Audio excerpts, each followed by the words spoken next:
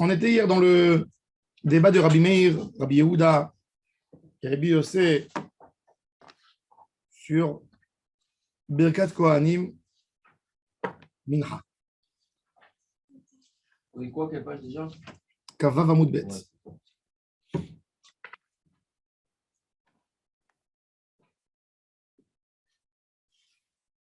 On est Daf Kavav, on est Sim Beshesh la Omer. Alors il nous dit comme ça.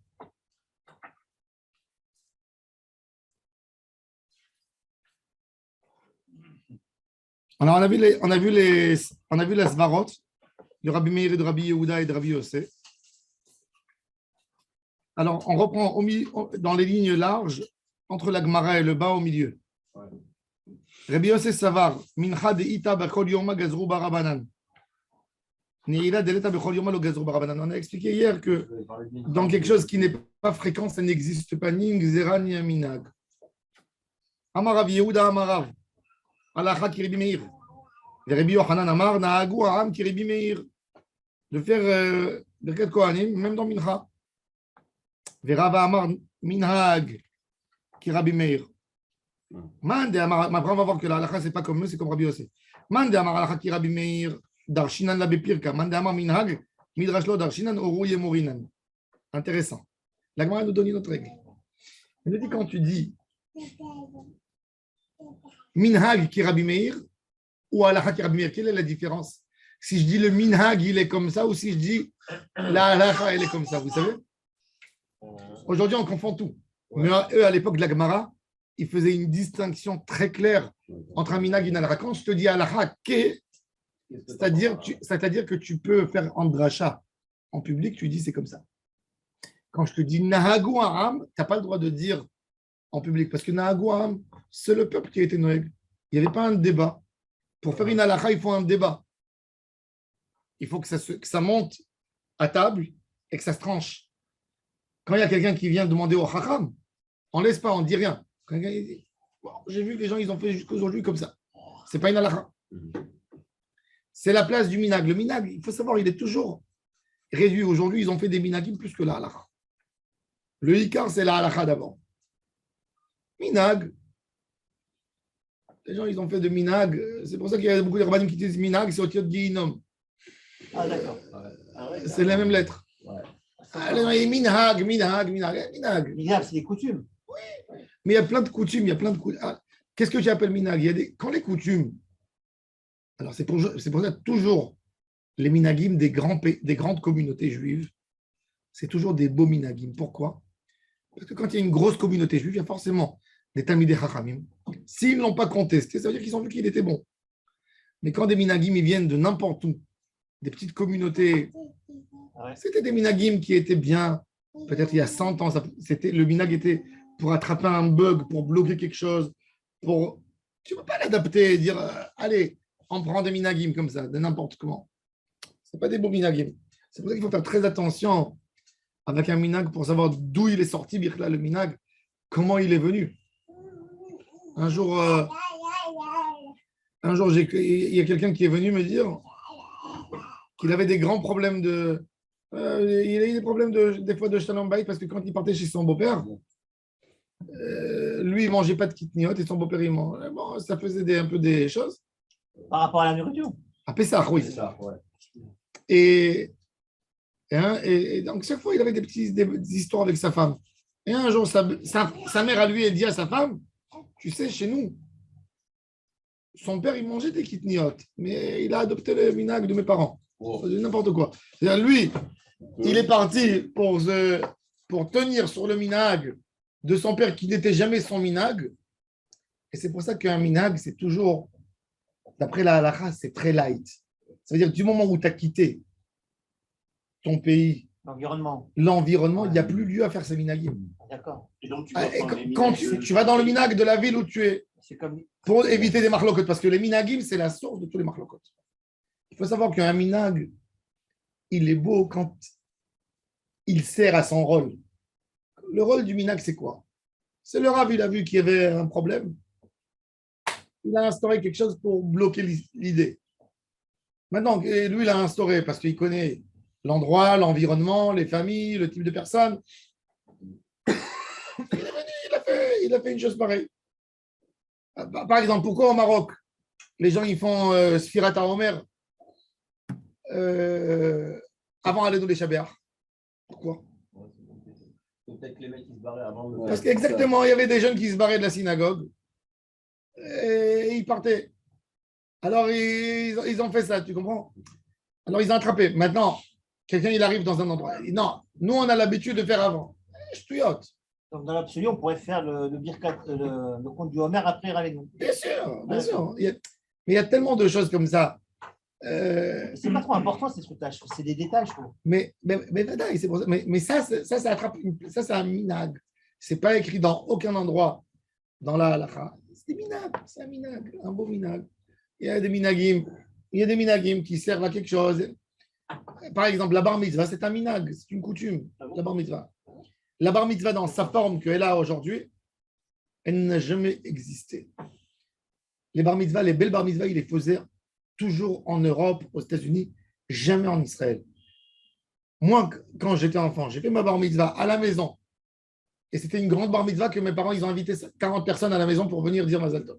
C'est-à-dire pourquoi? Parce que mes amis à moi, leurs parents, ils venaient le matin avec 2 assiettes de borekas et une bouteille de vin. Ils venaient à la synagogue et tout le monde, après la fila, il lui serrait la main. Mazal Tov, Tiske, les Choupatra, et Nigmar, l'histoire. Pourquoi ils faisaient ça en Chutz La'aretz? Parce que les enfants étudiaient, dans ces 100 dernières années, les enfants étudiaient dans des lycées goy. Ouais. Alors les parents, c'était leur occasion de développer, de marquer chez l'enfant cette identité juive et de rentrer. Donc ça demandait une préparation. Il allait chez le rabbin pour le former. Il lisait la Torah. Donc là, tu faisais tout en rôle de père. Ça veut dire que tu as appris à ton fils. Il faisait 8 mois ou 1 an de préparation. Comment se retrouver dans le Sidour. Oui, non, mais comment se retrouver dans le Sidour. Alors, chez eux, je comprends. C'est très important. C'est ce Inyan. Maintenant, pour que ça s'appelle une Seudat Mitzvah, non, ça ne s'appelle pas une Seudat Mitzvah. En route, ils ont fait ça une mitzvah. Pourquoi? Justement, pour donner aux enfants. Et c'est pour ça qu'ils sont partis après même dans la Bat Mitzvah.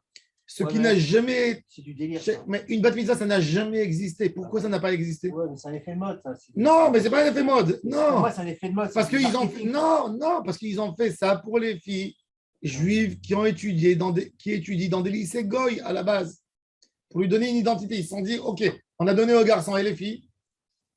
Alors, ils ont pris l'événement de la Bat Mitzvah et ils ont fait de ça un événement. Est-ce qu'à l'époque, ils faisaient des bat mitzvahs? Jamais, jamais. Moi, ma soeur, ma grande soeur, ils n'ont pas fait de bat mitzvah. Ouais. Les petites, déjà, hein, c'était un gâteau à la maison. Un gâteau comme une sorte d'anniversaire. Ouais. Ils ont invité, et nous, on est garçons, on est sortis. Ils ont invité ses copines. Et basta. Et Nigmar. Maintenant, ils veulent faire dans des salles. Mais tout ça, c'est encore une fois, c'est des minags. Mais je vous montre d'où il est venu le minag. C'est pas. Ouais. Il est venu le minag dans des endroits. Si je serais en France et les gens ils vont me demander, je vais dire, bien sûr, si tu habites dans un endroit comme Toulouse, comme Bordeaux, j'obligerai les parents à faire la plus grande fête pour la bat mitzvah. Pourquoi? Parce que c'est ma seule occasion où je peux avoir cette fille, où je peux venir à la synagogue, où elle peut commencer à apprendre quelque chose. Elle est tout le temps avec des goy. Alors il faut absolument que je lui fasse ça. Dans des communautés, ils faisaient des défilés où les filles disaient, je prends engagement. Pour Am Israël, je serai une fille fière du Am Israël. Et c'est magnifique. Et tu lui donnes. Cette fille, elle va rencontrer la synagogue qui pour, tu vois, dans des petits, pas tout le temps. On les fait. Alors là, c'est le moment de l'amener dans des rassemblements de juifs, etc. Alors, encore une fois. Alors, celui qui dit qui a dit halakha, darshinan la bepirka, on donne cette halakha dans les moments où tout le monde est là. Et celui qui dit mandama minhag, on n'a pas le droit de le dire bepirka parce que ça n'a pas été tranché. Toujours que s'il y a quelqu'un qui vient me poser la question, on lui dit.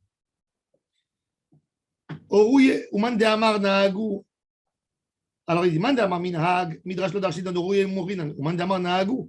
Orouye lo morinan, celui qui dit nahagu, c'est même pas orouye, on ne donne pas de la halakha aux gens. Il y a David velo madrinan. Rav Nachman Amar, halakha ki Rabbi Yosef, halakha ki Rabbi Yosef. halakha est comme Rabbi Yossi. Donc la halakha, c'est quoi? Shachrit Moussaf, oui. Mincha, non. Neila, oui. Alors la Gemara a dit, et pourquoi aujourd'hui? La Gemara pose la question, comment ça se fait que le Kohanim, ils font Birkat Kohanim? La Gemara répond,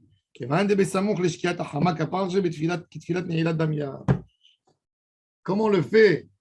On a l'habitude de faire Mincha et Arbit uniquement avant la Shkia. Donc, c'est considéré comme Neila, c'est-à-dire qu'il n'y a pas du tout de repas dans ces moments-là, même en journée normale.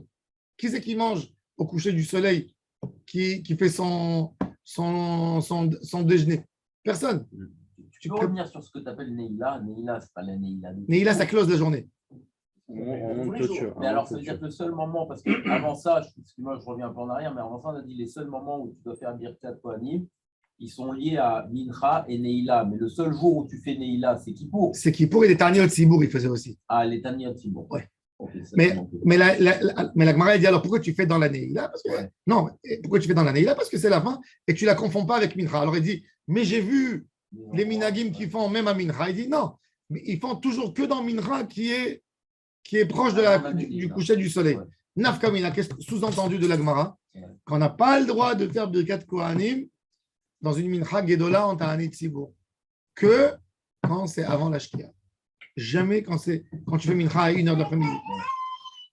Même en Ta'anit Tzibour. C'est pas la règle. La règle, il faut toujours, et c'est pour ça que Shulchan Aruch, quand il a amené la halakha, il n'a pas dit Mincha de Ta'anit Tzibour, il a dit Mincha Ketana, exactement. D'accord. Parce que le Ikaratam, c'est Samouk Lashkia. Donc elle ressemble à Neila. Des coulées alma, de là, la Gemara a dit ok. Mais de là, sous-entendu, de là, j'ai entendu, avec tout ce débat dans la Gemara, qu'est-ce que j'entends principalement? Qu'un Kohen n'a pas le droit de faire Birkat Kohanim s'il a bu. Et la Gemara veut reprendre ça. S'il a bu. Oui, la question de la Neila, c'est à cause de la boisson. Tout ça, oui. Alors, la Gemara maintenant dit où j'ai vu que c'est assourdi. C'est marqué. Où? Bracha. Quoi, c'est une bracha. Le Kohen fait une bénédiction. Si un homme qui a bu un peu, il est un peu. Oui, mais ce n'est pas une avoda, c'est une bracha. Il n'est pas là en train de faire des corbanotes. Est-ce que c'est une. Non, il y a le yavo. Oui, mais est-ce que c'est une avoda ou une fila? Bracha, je peux te faire dire ora. Non, mais dans le texte, c'est le yavo. C'est une bracha. Je te dis, attends, fila, assour d'être mitpalel shikor. Parce que c'est comme une avoda. Le Havayit Hashem Elohim ou le Rovdo, on a dit. Ok, d'accord, c'est comme une avoda. Alors, mais une Birkat Kohanim, ce n'est pas une avoda. Pourquoi? C'est une bracha. C'est une bracha pour le Ham Israël. De peur qu'il fasse une bracha levatala, de peur qu'il fasse. Gzera Shava. Ben, il n'y a pas d'étude. Lire Ora, on aurait pu. Mais la Gemara, justement, c'est ce que la Gemara elle a posé comme question. Regardez. Des coulées Almamiat, tu apprends Shikor, Asur Ben Siat Kappa, Mena Anemile, d'où je sais. Amarbi Yoshua ben Levi Mishum Bar Kapara, Leman Ismecha Parashat Kohen, Mevarech le Parashat Nazir. Où se trouve la Birkat Kohanim? Collé à Nazir. Il a fait collé au sujet du Nazir. Lomar Lecha. Man Nazir Asur Beyain, Av Kohen Mevarech Asur Beyain. Une sorte d'Arshinan Semouchi, mais la Gemara n'est pas d'accord avec ça. C'est-à-dire, il y a beaucoup de sages dans le Talmud, que comment ils apprennent une sorte d'interdiction comme celle-ci, du fait qu'il y a 2 psukim. Ça veut dire, elle a fini la paracha qui a précédé par l'histoire de Birkat Kohanim, et elle a commencé celle d'après avec le Nazir. Elle te dit, tu sais pourquoi? Je l'ai mis une à côté de l'autre pour te dire que le Kohen, quand il fait la Birkat Kohanim, il n'a pas le droit de boire. Alors la Gemara lui dit, Matkif là, hein? Est-ce qu'il y a une différence si on apprend via une Gzera Shava au niveau du Onesh? Bien sûr, non, on va voir. C'est même pas une Gzera Shava. C'est pas une Gzera Shava. C'est d'Arshinan Semouchim, on va voir, attends. C'est Smichut. Matkifla, voix des Rébizera, des Amrila Oshaya Barazavda. Il y a 2 versions. Qui c'est qui a posé la question? Est-ce que c'est le papa de Rabbi Zira ou le papa ou Oshaya, le fils de Rav Zavda? C'est intéressant, ils s'appellent pas Rav. C'est-à-dire que ça ne devait pas être un Tamid Chacham Rashum. Alors tu peux me dire, alors je vais te dire, tu sais quoi? Ima Nazir Asur Bechartan. Afkohen Asur Bechartan. Arrête, le Nazir, il n'a pas le droit de manger même le noyau. Alors maintenant, si le Kohen il a mangé une bonne salade avec de l'huile de pépins de raisin, Le nazir, il n'a pas le droit de prendre l'huile de pépins de raisin. Donc, Vous savez, en France, dans les lits d'Elsa, ils vendent l'huile de pépins de raisin. C'est très bon pour la santé. l'huile de pépin. Ça vaut rien du Non, mais en France, ça vaut rien du tout. En France, ça vaut L'huile de pépin. 5 Je euros. connaissais pas. Huile de pépins de raisin. Ils prennent le pépin du raisin. Ça souffre. Hein? Ça souffre, non? C'est moutard. On peut l'acheter parce que c'est lavé Pourquoi ça chauffe? et il n'y a pas de goût. C'est à base de raisin. Il n'y a pas le goût du vin. Il n'y a pas de goût. Non, c'est pas du vin. Jus de raisin. C'est même pas du jus de raisin. C'est même pas du. Le jus de raisin, il était vin. En potentiel, il peut. Mais ça, c'est de l'huile. C'est que la graine. Enfin, C'est moutard. Alors, mais le nazir, il n'a pas le droit. Ni hartzanim ve'adzag lo yochel. Il n'a pas le droit de manger même le pépin. De l'avaler. Il a avalé un pépin de raisin. C'est pas bien. Alors, il dit, si tu me fais une juxtaposition, tu veux faire un smourim, fais-le jusqu'au bout. Alors, il y a son. c'est super compliqué. Hein. Alors, il dit, Manazir, Assoub Khartan, Afkoen, Mevarech, Assoub Khartan, Amar Rabbi Yitzhak, Amar Kera, les charto, le barecho. Il y a dans le pasouk, les charto, le barecho, Bishmo. Ma mesharet mutar bachartan, Afkoen, Mevarech, mutar bachartan.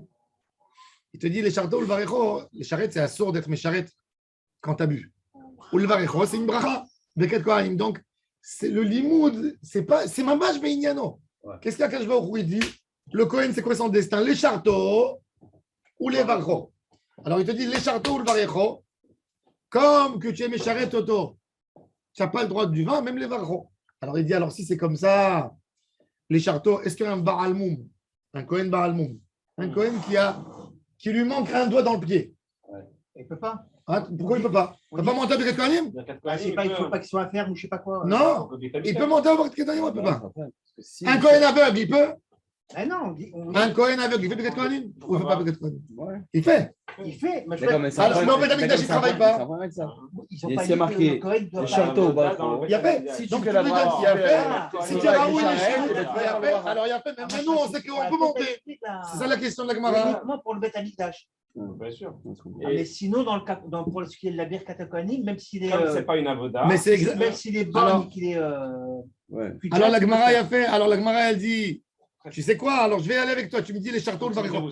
Qu'est-ce qu'il a dit? Il a dit les charteaux, le varecho. Il a dit les charteaux, le varecho. Qu'est-ce qu'il apprend de les charteaux, le varecho? Il dit comme que le Kohen. Non. Mais lui, qu'est-ce qu'il est venu dire? Il a dit deux choses. Il a dit. Il y a ici un sous-entendu. Les charteaux ou le varecho.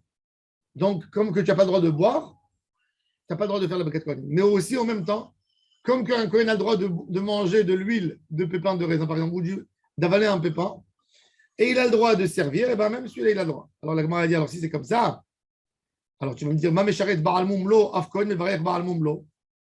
Tu dis, mesharet ba'al mumlo, et la Gemara dit, non, il y a un Hekesh au Nazir. Ce n'est pas le Hekesh de là. Ça veut dire, ils ont appris des deux, de l'Eshareto, le Varecho, et de la Smichot de Birkat Kohanim à Nazir. Alors, la Gemara, ce n'est pas un vrai Hekesh, ça ne s'appelle pas un vrai Hekesh. C'est Smouchim. La Gemara, elle appelle ça Hekesh, mais ce n'est pas un Hekesh. Alors, la Gemara dit, Umay Chazi de Makash le Kula, Akish le Chumra. Dit le Chumra, qu'il n'a pas le droit de manger un pépin. La Gemara dit, Asmach Taninu, Midera Banan, ou les Kula. Mais le Issour de Birkat Kohanim, quand il a bu, ce n'est pas Minatora. Non. C'est quoi alors? Non, Midera Banan. Asmarta, Midera Banan. Ah, Midera Banan. Le Issour, il n'est pas Minatora. C'est-à-dire que la Gemara, elle t'a tranché. La Gemara, elle te dit clair et net que le Issour de faire la Birkat Kohanim pour le Kohen quand il a bu, ce n'est pas un Issour Torah, c'est Issour de Rabbanan. Sur la bracha seulement. De monter au Dukhan. C'est un sourd. C'est comme manger une escalope de poulet avec du lait. Oui, mais c'est un sourd. Midera Banan, pas Minatora. C'est pour ça que quand le Kohen est monté à Mincha, on ne le fait pas descendre. Il y a fait Meod. Si c'était Minatora, il y a fait Meod. Là, vous comprenez la halakha. S'il est monté, il ne descend pas. C'est pour ça que Shulchan Aruch a tranché comme ça. Pourquoi? Parce que c'est Midera Banan. Tout le Issour, il est Midera Banan.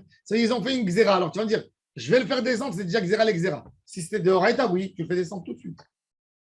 Parce que c'était une Xéra. Xéra pour ne pas qu'il y boit. Et c'est où? Mais là, il est monté. Donc, deux Xéros de Rabbanan, ils ne tiennent pas. Donc voilà. Et vous voyez comment c'est important de savoir pour chaque chose. Est-ce qu'il y a Minatora ou Midera Banan? Minatora ou Midera Banan? Minatora ou Midera Banan? la Gemara, elle a été bloquée avec les questions.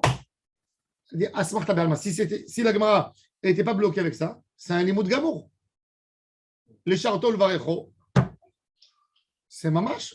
Ce qu'il y a dans le Mesharet, il y a dans la bracha. Donc, on ne peut pas utiliser ce que je disais tout à l'heure, à Liavo, parce que Birkat Kohanim, on peut la faire aussi en dehors de Beth Amikdash. Pardon?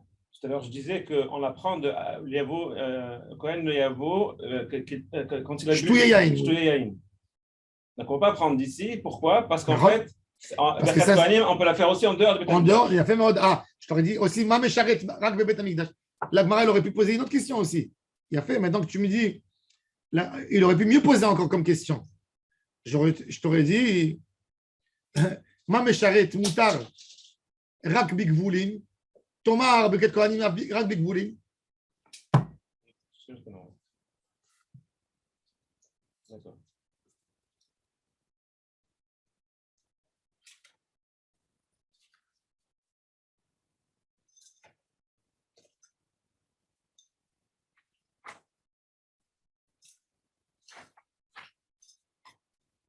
Elouen Mahamadot. Les fiches Nehemar. Alors maintenant, c'est la Mishnah, elle avait expliqué, si vous vous souvenez, c'est quoi les Mahamadot. Ça va être Bnei Israël, Martalem et Korbani, Lachmi, les Ishaï, Tishmeru, Léa Krivli, Bemoado. L'Assemblée d'Israël est censée être Makriva un Korban. Est-ce que vous avez vu un homme qui envoie son Korban par la poste et il ne vient pas? Est-ce que tu peux envoyer? Est-ce que tu peux envoyer par Waltz ton Corban? Non. Alors, c'est pour ça qu'il y en a besoin des gens qui représentent le Ham Israël. Quand le Kohen il sacrifie le Corban à Tamid, il dit nous venons au nom de tout Ham Israël. Nous sommes Israël déjà. Nous venons tous et ils assistent au moment de la Shechita. C'est obligatoire. Ça, c'est le Mahamad. Les Anshe Mahamad, c'est les Juifs Israël qui sont romdim présents au Beth Amikdash quand le Kohen il sacrifie. C'est-à-dire qu'un Kohen il ne peut pas aller récupérer de l'endroit où il y a les bêtes, le Korban Atamid, et il égorge tout de suite. Non, il faut qu'il y ait Israël, Baalé Korban. En présence. En présence. Ceux-là, c'est les gens du Mahamad. Allons-y. Maïkamar, Achikamar, Elouen Mahamadot, ou Matam Tikenu Mahamadot. Pour quelle raison ils ont été Metakenim et Mahamadot? Et puis chez Nehemar. Ça va être Bnei Israël, Martalem et Korbani, Lachmi, les Ishaï. Ve'ar Korbano shel Adam Karev, ou en Omed al Gaba. Hitkinu. Nevi'im Rishonim, 24 Mishmarot, al Kol Mishmar ou Mishmar. En réalité, c'est que les Nevi'im Rishonim qui ont été Matkinim. Tu vas me dire, alors pourquoi mon cher Rabbeinu, il n'a pas été Matkin? Parce que le Korban Atamid, en réalité, même le Kohen, il est là-dedans. Alors, même le Kohen, il donne Machatzit Shekel. Même lui. Bon, après, il travaille, mais même lui, il représente Am Israël. Mais eux, ils voulaient. L'idée des Nevi'im, c'était pour associer le Am Israël. Parce qu'Am Israël, ils se dit ah, c'est les Kohanim, la Torah, elle appartient qu'aux moines, qu'aux tzadikim. Non, monsieur, tu es responsable. Tu es associé avec nous. Tu es un partenaire.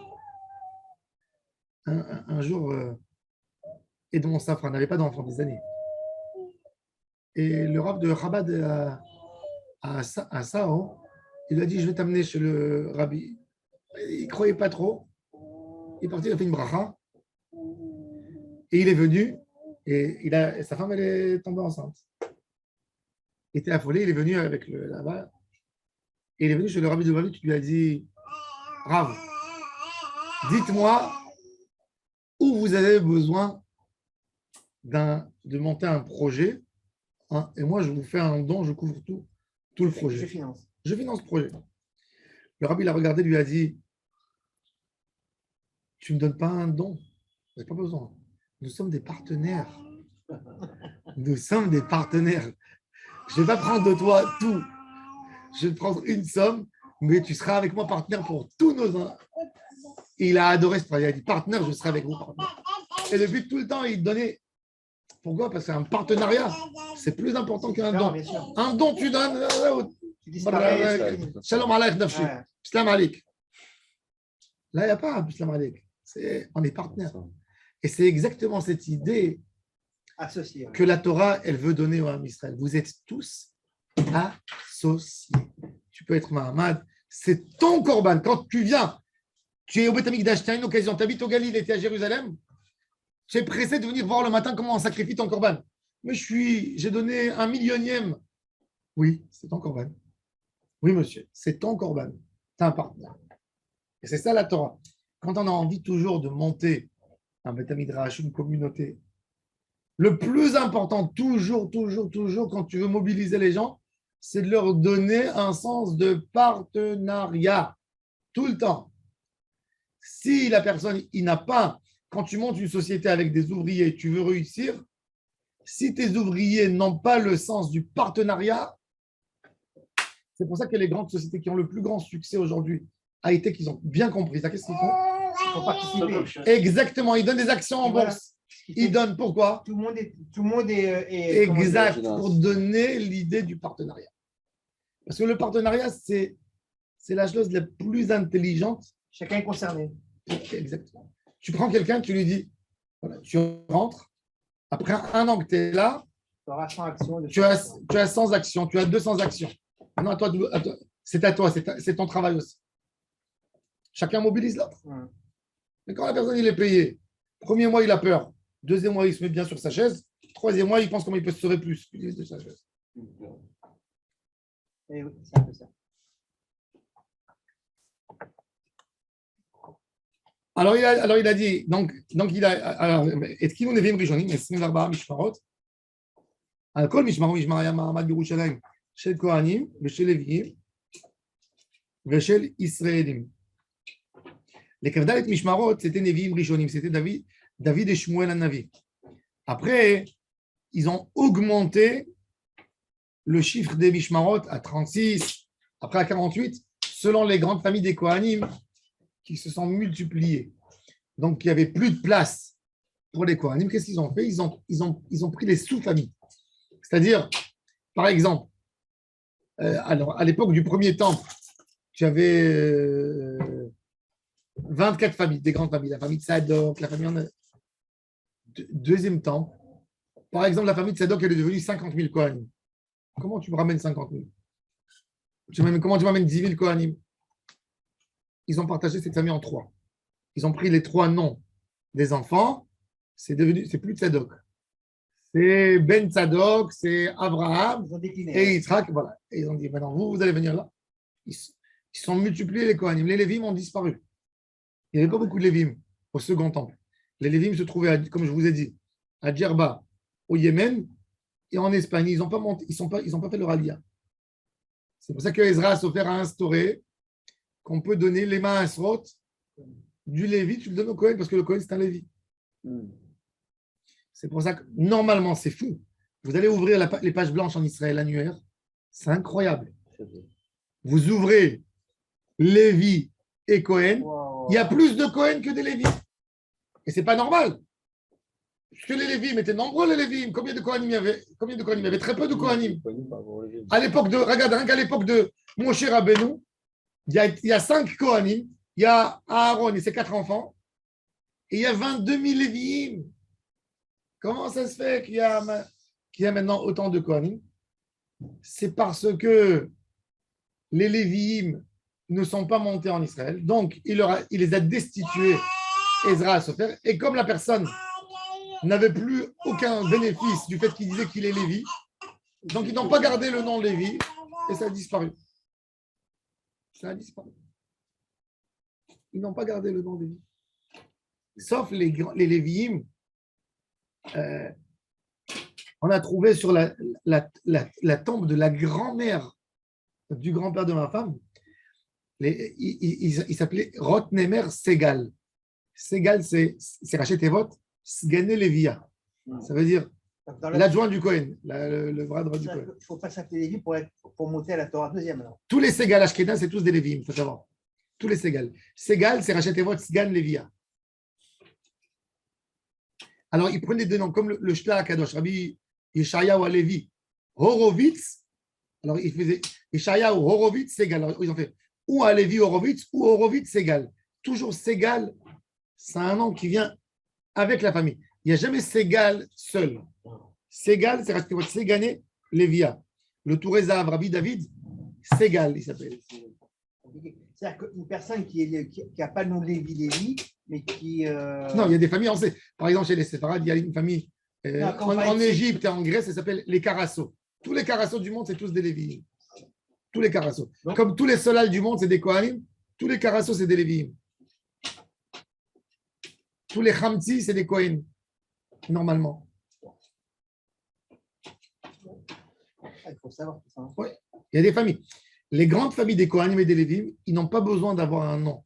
Parce que tout le monde sait qu'ils sont Lévi. Donc, ils ne craignent pas de perdre leur Kehuna parce que les gens ne connaissent pas. Tu comprends? Ouais.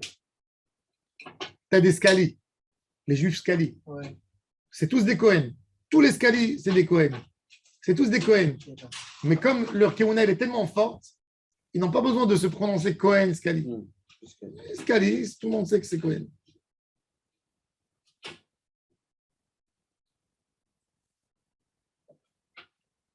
Alors il dit,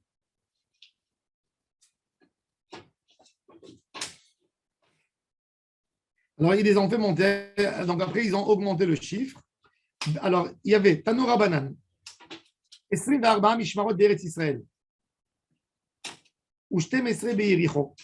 Il y avait 24 en Israël et 12 à Jéricho. La Gemara a dit, Ushtem Esre Be'Yericho, quoi, une ville, 12. Dans tout Israël, il y a 24.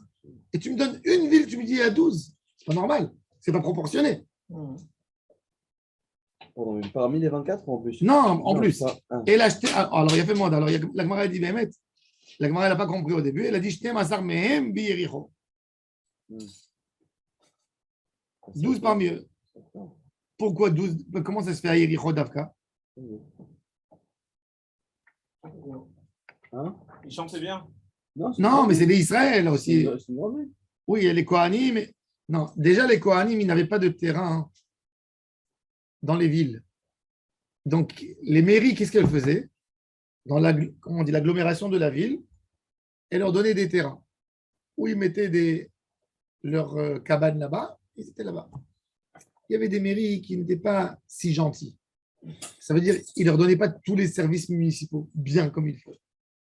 Parce que le Kohen, Hashem ou Nahalato, il n'a pas le droit d'acheter une maison. Ça veut dire à la base. Elle ne peut même pas être propriétaire. Non, il n'a pas par définition, qu'est-ce qu'il a fait Yoshua Ben Nun quand ils sont rentrés en Israël, il ne leur a pas donné de terrain pour qu'ils s'investissent que dans le peuple, qu'ils restent des gens sociaux tout le temps. Ouais. Donc il ne leur a pas donné de terrain. Et pour qu'ils soient investis tout le temps qu'au travail du Beth Amikdash. Alors, ils essayaient d'aller s'installer. Par exemple, tu prends un Kohen, tu lui dis viens habiter à Ranana. Il te dit Ranana, c'est trop cher, Baba, pour moi la vie. Je ne veux pas venir à Ranana. Alors, qui c'est qui les a bien accueillis? C'est Jéricho. Donc, à l'époque, à Jéricho, il y avait 12 familles de Kohanim. C'était une ville de Kohanim. C'est pour ça que Jéricho, c'est une Irmiklate aussi. Parce qu'il y a plein de Kohanim là-bas. Ils sont là. On a envoyé chez eux tous les cas les plus problématiques pour qu'ils les gèrent. Tous les malades mentaux en Israël, les déprimés, tout cela, ils allaient chez les Kohen pour qu'ils les aident. C'était pas une vie qui était interdite. C'était comme les monastères à l'époque et tout ça. Les gens, ils allaient là-bas. Mais c'était pas une vie qui était interdite à la construction. Dans la région de Jéricho, la région. Bon, et après, elle s'est construite. À l'époque de Achav, elle s'est construite. Oui, alors justement, alors écoutez. הגיע הזמן המשמר לעלות, חצי המשמר היה עולה מארץ ישראל לירושלים, וחצי המשמר עולה מיריחו, כדי שיספקו מים ומזון לאחיהם שבירושלים. Ils montaient aussi tous les Israël, ils se partageaient 6 de Yericho, et 6, ils s'arrangeaient entre eux. Quand ils venaient pour les fêtes, ils faisaient l'ordre de l'année. Quand cela, les Anshei Mahamad y montaient, pour ne pas aussi perdre de l'argent, etc., c'était des commerçants. Tout le monde était agriculteur. Ils montaient avec des ânes. Comme ça, ils fournissent, et des chameaux et tout ça. Comme ça, Jérusalem était fournie toutes les 2 semaines. Il y avait des grandes marchandises qui rentraient dans la ville. Jérusalem, si vous regardez Jérusalem, c'est désertique. À l'époque, il n'y a rien à Jérusalem. Quand vous allez au marché les fruits et légumes, les meilleurs fruits et légumes ne sont pas à Jérusalem. Ils sont dans le marché ici. Ça pousse ici. Aujourd'hui, la capitale d'Israël pour la nourriture, c'est le Galilée. toutes les grandes industries de nourriture sont au Galilée. Un peu au Negev, les fruits tous les fruits d'Israël sont dans le Sharon et dans le centre. Jérusalem est très pauvre. Il n'y a rien comme fruit. Il n'y a pas de terrain agricole à Jérusalem. C'est la ville principale. Donc, ça venait là-bas. Et alors, le rôle des Anshe Mahamad aussi, c'était d'amener avec eux à Jérusalem de la nourriture, de la récolte, de la marchandise.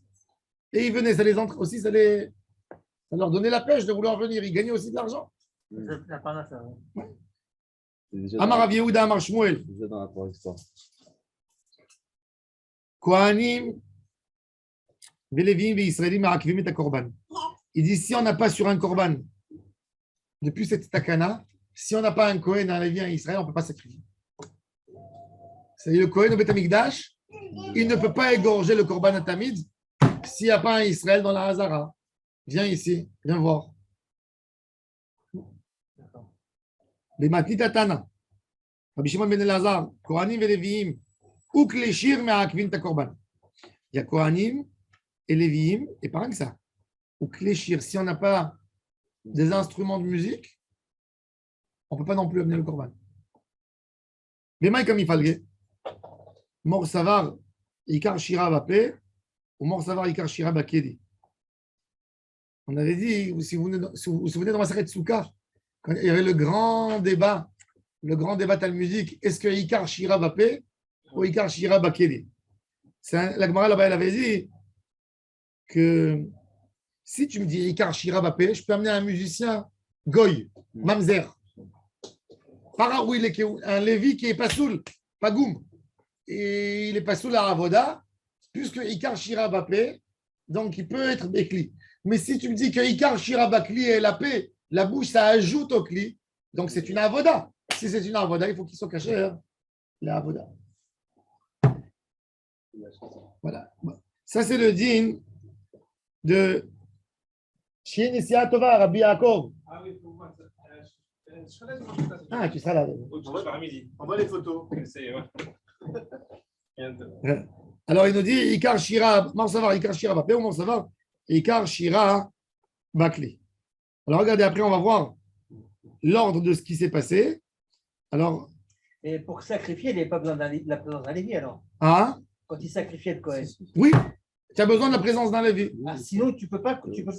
Il faut le Lévi pour chanter. Non, je crois que c'est justement uniquement le Kohen qui était. Non, il faut le Lévi pour chanter. Et Tosfot, il te dit, ça dépend. Si tu me dis Ikar Shira Bapé, donc le Lévi, si tu me dis Ikar Shira Bapé, le Lévi, il ne peut pas.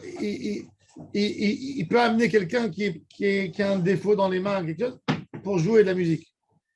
Parce que le Ikar, c'est la bouche, c'est rien que ça accompagne, c'est un accompagnateur. Mais si tu me dis que l'essentiel de la Avoda, c'est l'arbre, tu ne peux pas amener quelqu'un qui a un problème pour faire l'arbre. Donc il faut, ou un homme qui n'est pas sous la Avoda, qui doit faire l'arbre. Bon, on va voir après, la Gemara va nous dire tout l'ordre qu'ils ont fait. Vous savez, le Beth Amikdash, par exemple, il a été détruit où dans Mishmeret Yehoyariv, la famille de Yehoyariv, des Kohanim. C'est tombé le 9 av. Et les gars, le Mishmeret Yehoyariv, les Romains, ils sont rentrés, ils massacraient tout celui qui était dans le temple. Et ils continuaient pour ne pas arrêter leur sacrifice. Marie qui se faisait massacrer. Ils se faisaient tuer, le juif et le Kohen, d'après, il allait les prendre, il continuait la tâche. Et il se faisait tuer lui aussi. Oh et l'autre, il se faisait tuer, et l'autre, il se faisait tuer. Ah, ils ont tous massacré. Mishmeret Yehoyariv. Il y a un des Kohanim qui avait la clé, un des Léviim, il avait la clé. Il s'est mis comme ça dans la Hazara, il a dit Akadosh Baruch Hu, on n'a pas fait notre rôle. On n'est pas des bons gardiens du Beth Amikdash. Prends tes clés. Et il a jeté comme ça. Et il y a eu une main en feu qui est descendue qui a pris les clés.